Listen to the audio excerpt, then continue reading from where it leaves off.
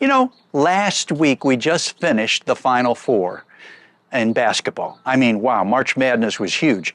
And I found out that the odds of the teams that were in the Final Four were phenomenal. I mean, there was no way those teams were going to be in the Final Four, and yet they ended up in the Final Four.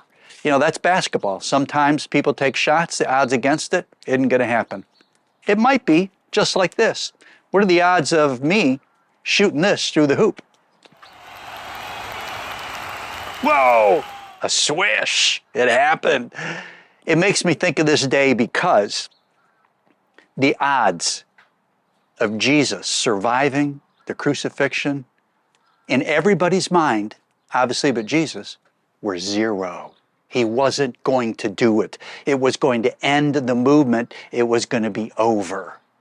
Jesus beat the odds.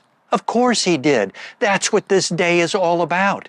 Everything hinges on what happened on this day, that Jesus did not stay dead in the grave. He rose from the dead in victory over sin, over death, over Satan, and he gives us that victory. That's what this day is about. That's what the readings are about. You'll see that in the gospel reading especially.